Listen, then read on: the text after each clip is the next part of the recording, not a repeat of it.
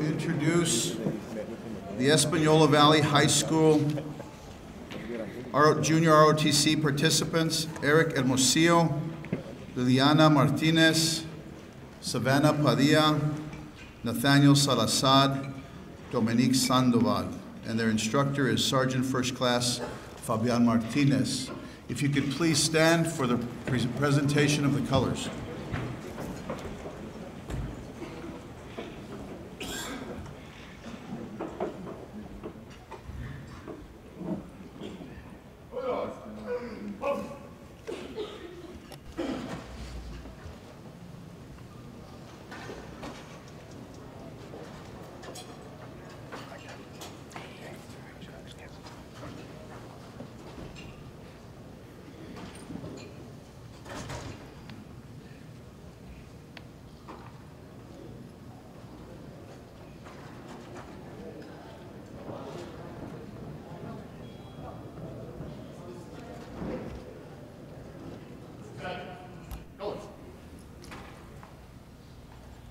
If you please remain standing, it's my pleasure to introduce Superintendent Paul Benoit for the national anthem.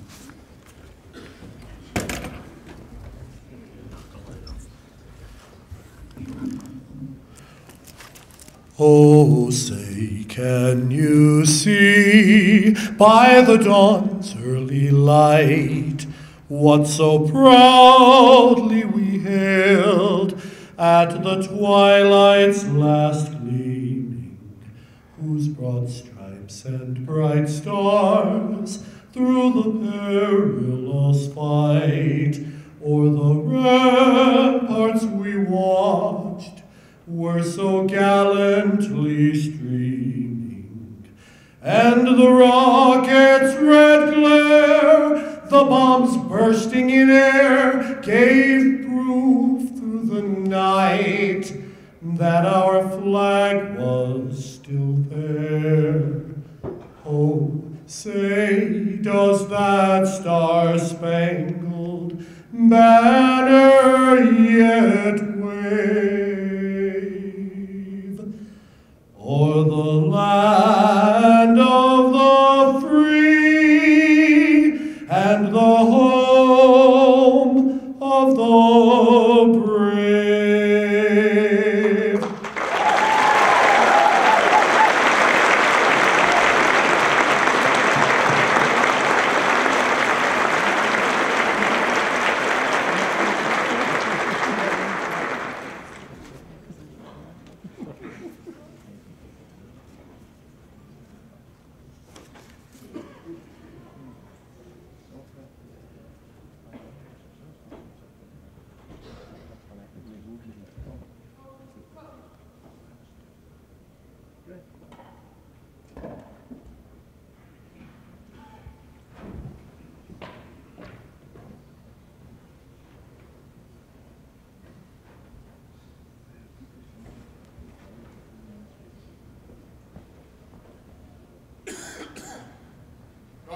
My children, arts.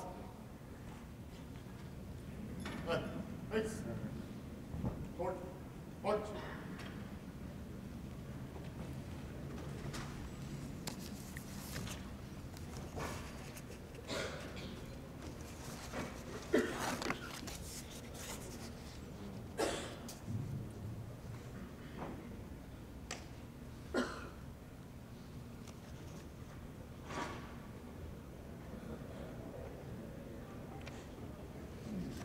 Please be seated.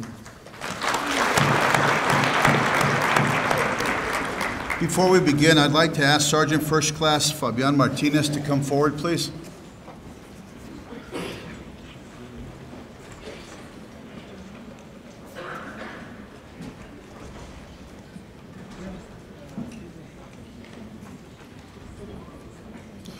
He must have left with his troops. We have a certificate that we'd like to present to him. I'll read it on behalf of Secretary Scandera. An appreciation awarded to Espanola Valley High School Junior ROTC for the presentation of colors at the New Mexico Public Education Department and the New Mexico Association of School Business Officials 2014 Spring Budget Workshop, this 27th day of March, 2014. So thank you to the Espanola Junior ROTC, and we'll be certainly get the certificate to them.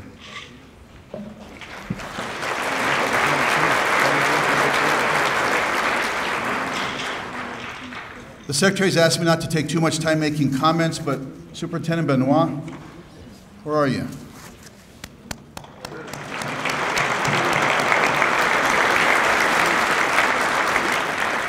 We did have standby singers just in case, but we appreciate that it went very well. So.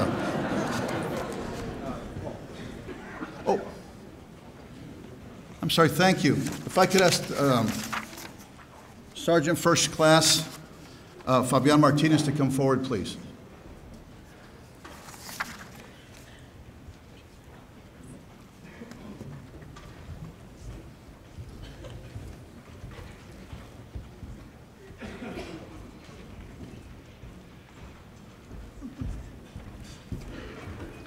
Thank you. Thank you. And your entire team, we appreciate the presentation. Thank you much. Very nice. Here you are, your certificate, presented on the state's behalf. Outstanding.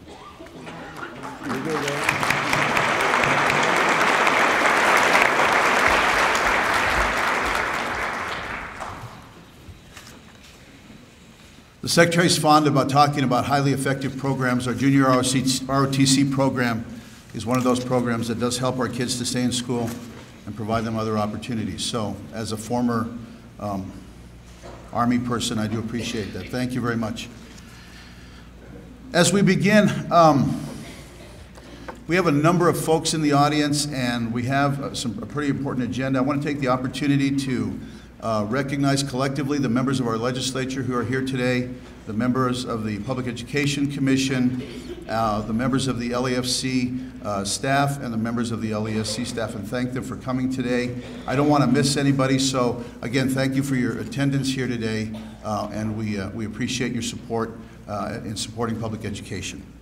With that, I would like to introduce Ms. Naomi Vicente, the president of the New Mexico ASBO, for her comments.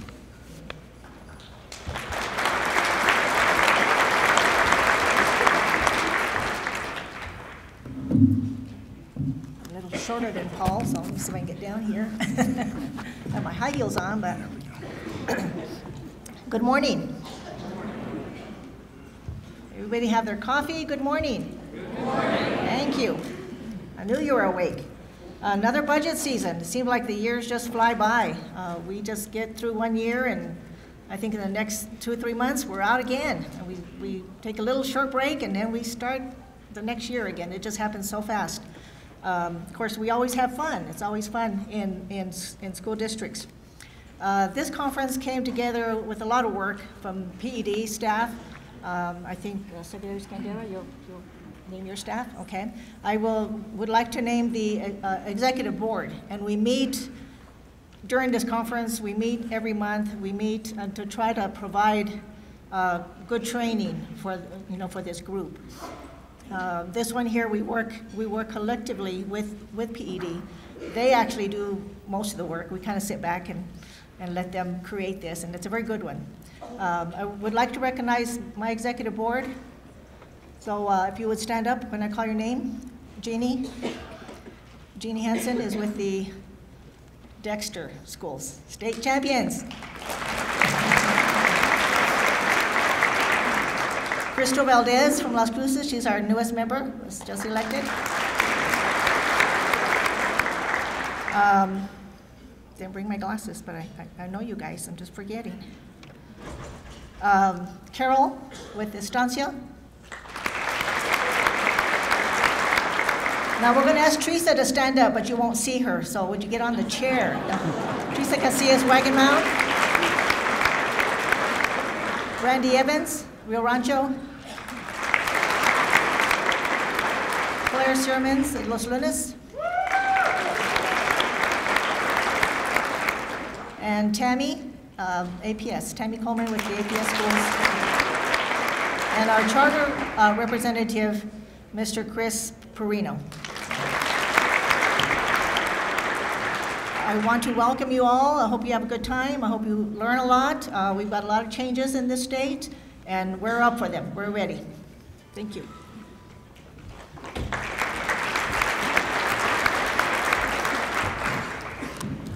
At this time, we'd like to recognize our sponsors for the Spring Budget Workshop.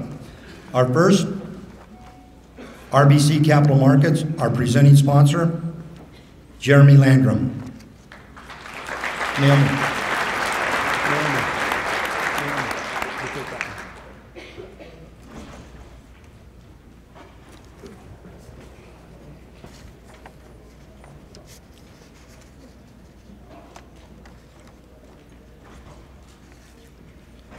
Our supporting partner, Dr. A.L. Clemens, George K. Baum and Company.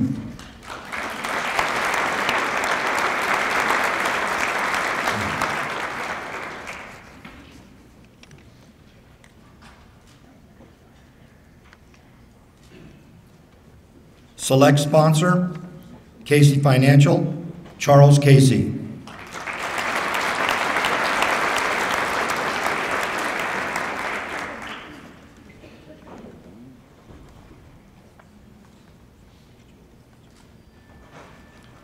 And now our select partners and exhibitors, Mike Martinez, Bob's Painting Incorporated.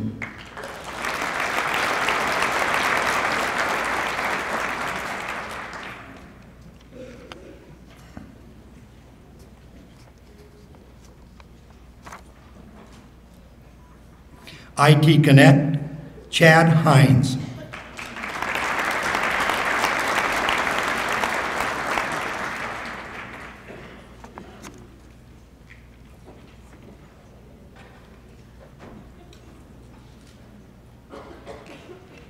Lennox Industries, Brian Wright.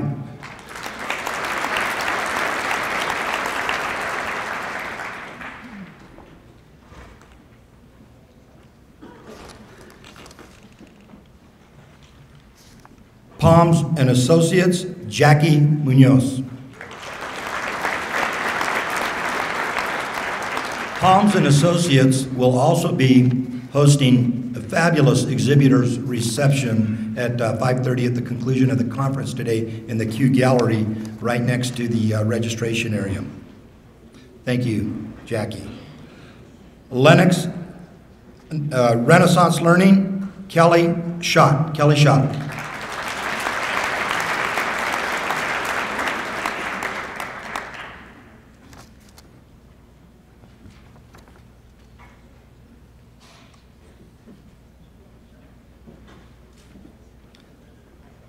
Scholastic Inc., David Martinez.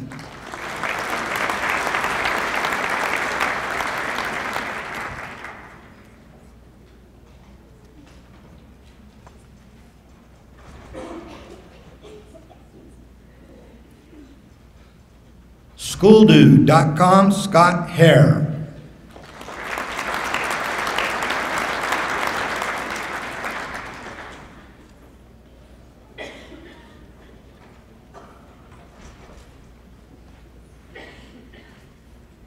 Southwest Food Services Excellence, Dan Wolf.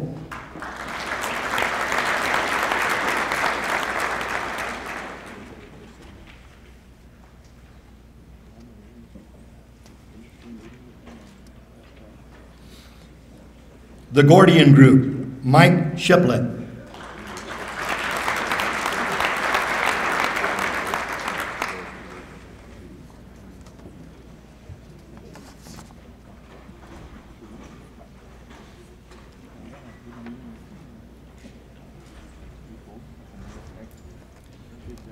Verco, Mitch Campos.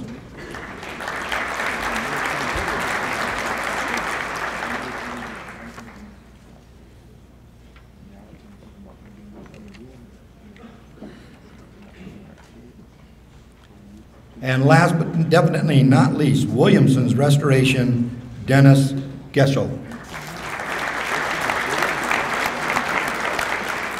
Thanks to all the sponsors and partners and exhibitors. They really have kept this conference at a very low conference fee for over 12 years. So when you go out and visit with the exhibitors and sponsors, please let them know we really, really appreciate them participating. Thank you.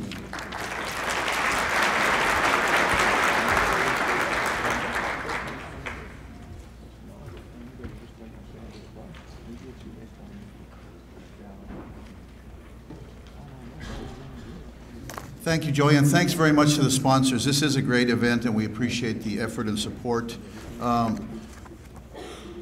Particularly from the PED, we want to thank Al Clemens and Paul Cassidy for the sponsorship of the Secretary's reception last evening. It was wonderful. Thank you so much. And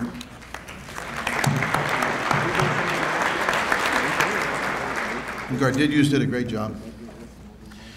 So our next order of business would be the presentation of your School Business Official of the Year. It's my pleasure to introduce Claire Searmans from the Executive Board and from Los Lunas Schools.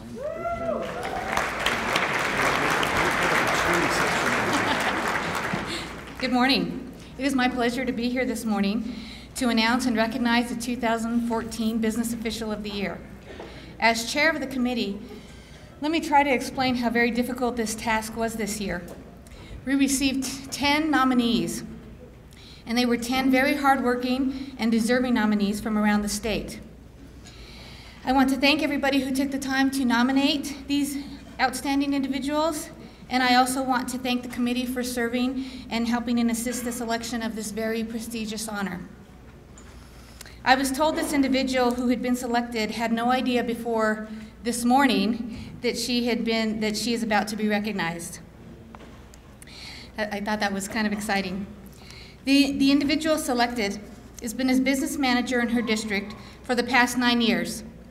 She was nominated by 7 different people, and all except one were from different districts. She holds a Level 2 business official license and currently manages all aspects of the business office, including transportation, food service, and payroll. Over and over again, people were praising her for her willingness to share her time and knowledge with the other districts.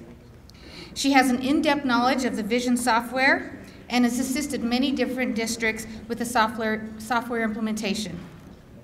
One person wrote, "She is a leader among her peers. She shares her vast knowledge of visions and accounting with business managers across the state." Another writes, "She is tactful, truthful, caring, sharing, and a dedicated lifelong learner." Please help me in congratulating Barbara Studemeyer from Corona Public Schools as our 2014 Business Official of the Year.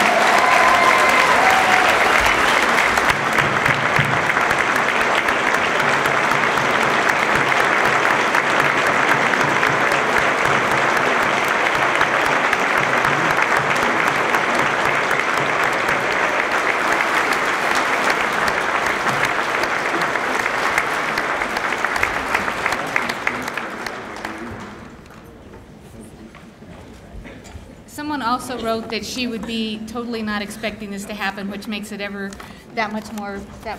Congratulations. I don't know what to say except thank you guys, and keep calling. I'll keep helping. Thank you.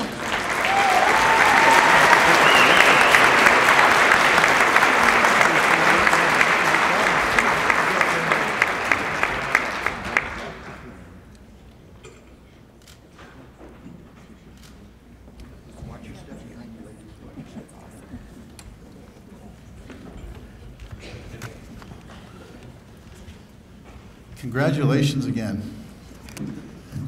I was giving her a hard time earlier, but she wasn't crying then, so I'm not going to take the responsibility for that. It's been an exciting year at the Public Education Department and an exciting year for public education. It's been a great year for me personally and a great year for me professionally, and I attribute that to the efforts of Governor Martinez and the efforts of our Secretary, Hannah Skandera, to continue to push forward our reforms for our kids. I do believe our children are doing better. I do believe our teachers are working hard and achieving great things. And I do believe that the work of the folks in this room to support them financially is vital to introduce our Secretary of Public Education, Secretary Hannah Skandera.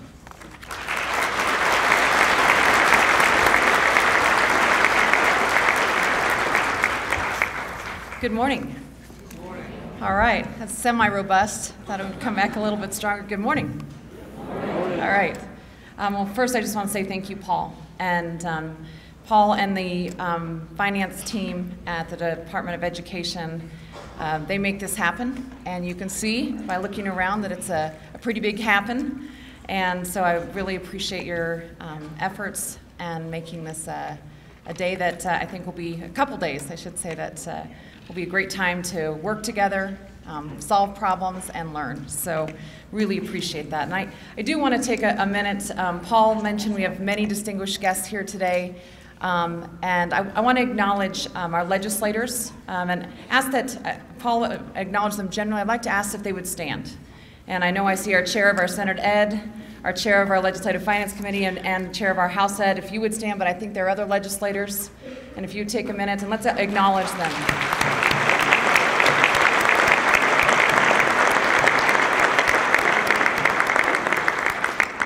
We're here, the title of this time, our spring budget workshop. We're talking about budget, but we all know that it isn't just about budget. It's about how we use our resources in a way that makes a difference for our kids.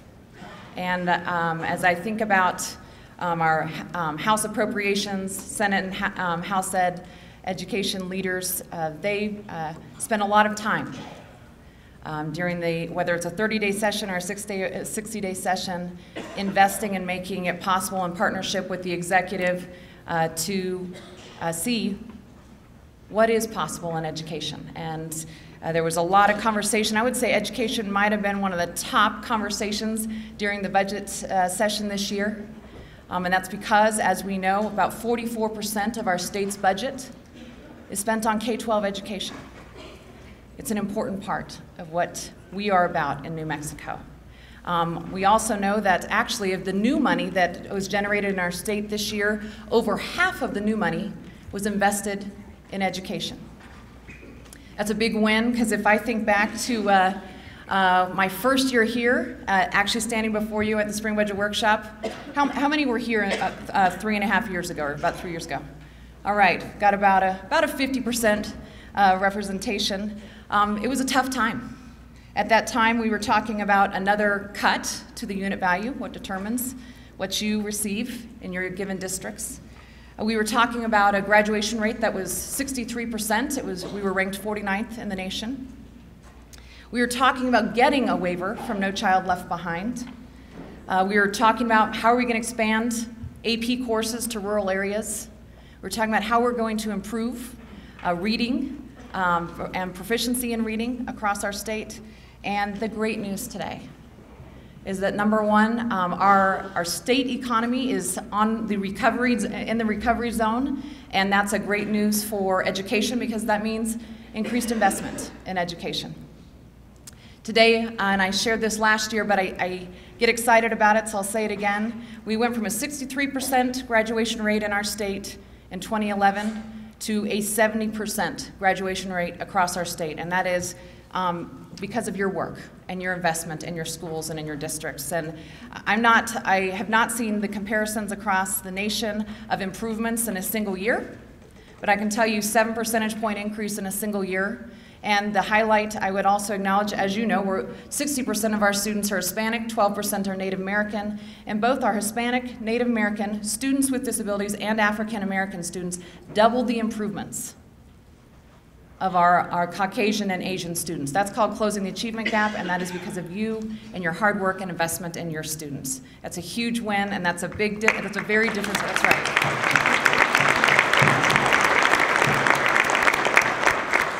It's a different story than we had 3 years ago. When we talk about third grade reading, that is near and dear to my heart, I'm sure near and dear to many of yours.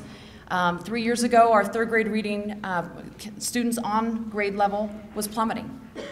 Today, we can say that we've reversed that trend. Statewide, we've seen a 2.9 percentage point increase in a single year, and I know we just finished our testing windows coming to a close, and we'll soon have results, and we'll be looking at those and believing, as Naomi said, there's been a lot of changes, but we're ready. I believe that New Mexico's demonstrating we're ready. We're seeing those results coming across the state. In addition, we've been ranked #1 in the nation for our Hispanic students taking AP courses and passing them successfully. That's incredible. ranked number 2 for our students who are in poverty when it comes to students taking AP courses and passing them successfully. These are successes across our state because of your hard work. I had the privilege yesterday, I was in Shiprock, and I was celebrating at Najoni Elementary. Just 2 years ago, they were an F school. And Najoni Elementary is nearly 100% Native American students. And I'm usually pretty blunt, so I'll be blunt. I have had folks, while I've had the privilege in serving this position, tell me our Native American students, they just can't learn as much or as fast. I was at Najoni Elementary yesterday, and that school moved from an F to a B. And they moved because their Native American students were leading the way and demonstrating that closing the achievement gap is absolutely possible, and that here in New Mexico, we are proving that out day over day.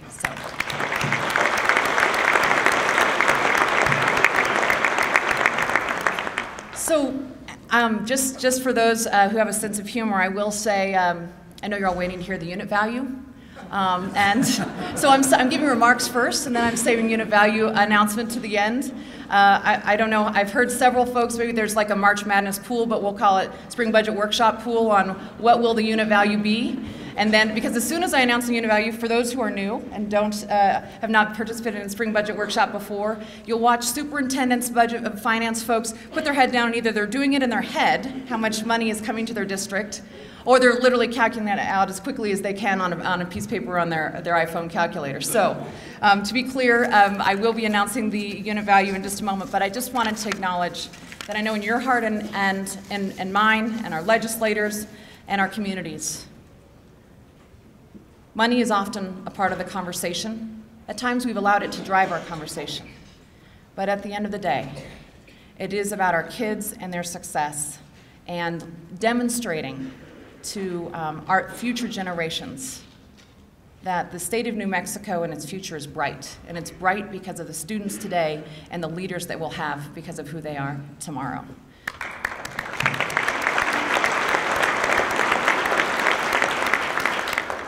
And one last thing I will mention, there's been this, and those who spent any time in the Roundhouse, you might chuckle about this, any superintendent's meetings that I've had and school board meetings, there's this constant conversation about above the line and below the line. This, and in some ways, I think we've missed the mark. There's been a kind of the quiet conversation, and it's landed on who controls the money. And I want to say something that I think is really important as I travel around the state and I talk to folks. I don't think the issue is about who controls the money. And I don't think we believe that in our core. I think the issue and the question is, are we going to be accountable to our entire state about our return for that investment of 44% of the state's budget, $2.7 billion every year? And I think our answer is a resounding yes. And as we see some of those returns that I just talked about, and we seek to continue to see those returns, that is our job. And when I think about what is Spring Budget Workshop really? Yes, it's about retooling, getting equipped, making sure we have the latest information to be as successful as possible and take that back to our schools and our districts. But more than anything, it is truly about how do we, when we hear that unit value, yes, I'm going to announce in just a minute, when we hear it, and we figure out what our budgets are, how do we take those dollars and drive for change for our kids day in and day out? So I say that to say we can get caught up in the, up above the line, below the line, here, there, but I hope every year that we come back to the Spring Budget Workshop, it's about a unifying moment of saying, here's where we are, here's what we have to work with, which it is a good news story this year, big investment in education, in our budget, but it's the bottom line. We never lose sight of it, no pun intended, and that is our kids. And so with that, I will tell you that our new unit, our unit value that we now have is $4,005.75, the highest I believe we've ever had in state's history. So as you now watch the rumbling, folks.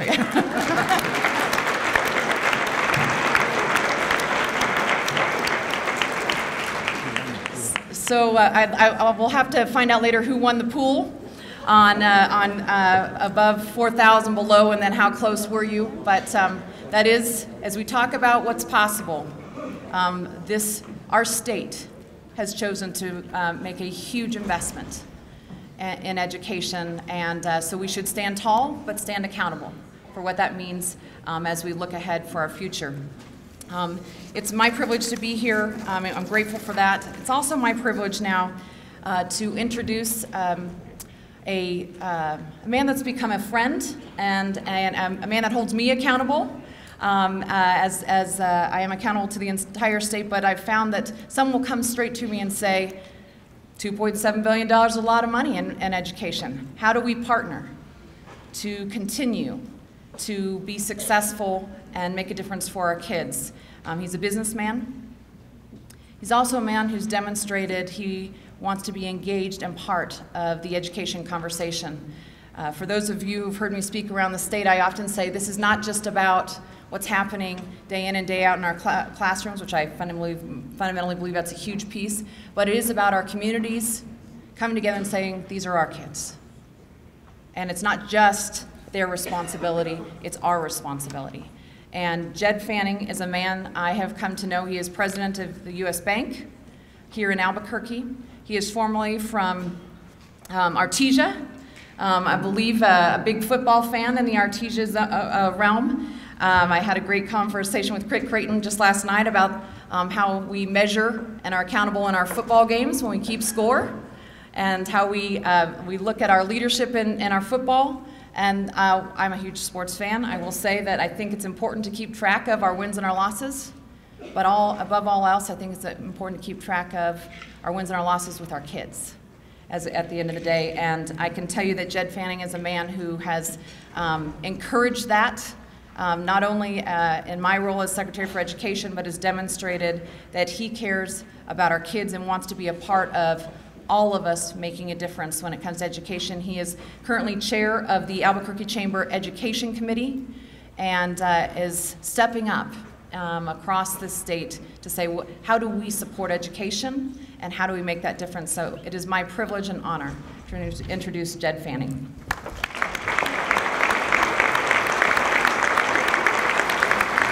Thank you, Secretary Skandera. Welcome to all of you. What a treat to see this many educators in one room. There are also a lot of business people in this room as well, and although I do have a day job as a banker, like many of the business people in the audience today, we're volunteers, and many of us are very passionate about education in New Mexico. And so I want to take the opportunity to say thanks to all of you for what you do. There is nothing more important than educating our kids in this state. And you need to know that there are many, many people in the business community that may be outside of being technically educators that want to stand behind you and support you and make sure that, that our kids do get a fair shake. There are also a lot of people in the audience here, friends of mine that we volunteer together, that want to do our part when the legislative session is underway to make sure that we get the dollars where they should be. And Secretary Skandera talked a little bit about the above the line and below the line. And just know that there are many of us that want to stand behind you and help you and support you. And so if you're wondering why would someone from the business community be at this conference to educate a great speaker, by the way, I had a chance to hear her in Las Cruces a few months ago, and it's my pleasure to introduce her, but wanted to take an opportunity to say thanks to all of you for being here and for all that you do day in and day out. Let me introduce our speaker, Dr. Haycock. As I'd mentioned, there was a conference, I think another example that there are a lot of people from around the state interested in education. We're privileged to have her back to New Mexico. If you have not heard her yet, believe me, you're in for a treat. She has a lot of passion for what she does. What I particularly like about what I've heard is that much of her opinion and much of her passion is based on data. I'm one of those show-me kind of people. I respect when people have opinions, but it's always great to have the data behind that, and I think that's what you'll see and hear today. She is currently president of Ed Trust, a national organization with a mission of closing the achievement gap for all students, specifically those from low-income families and minorities. And certainly that's important to all of us that live in this state, and we're anxious to hear what she has to say. She's received numerous awards for her service on behalf of our nation's youth and serves as director on several education-related boards, including the Carnegie Foundation for Advancement of Teaching, the New Teacher Project, and the Hunt Institute. She, again, is no stranger to New Mexico. I don't know how many times you've been here, Dr. Haycock, but we're glad to have you back. She's dedicated her talents and efforts toward understanding the unique circumstances that New Mexico students face. I was impressed when she came last time how much she knew about our state, and I'm sure she'll impress us again today. She's an advocate for her children and supporting education reform. She speaks about education improvement before thousands of educators and community business leaders and policymakers each year. We're lucky to have her here today. Let's welcome back Dr. Katie Haycock.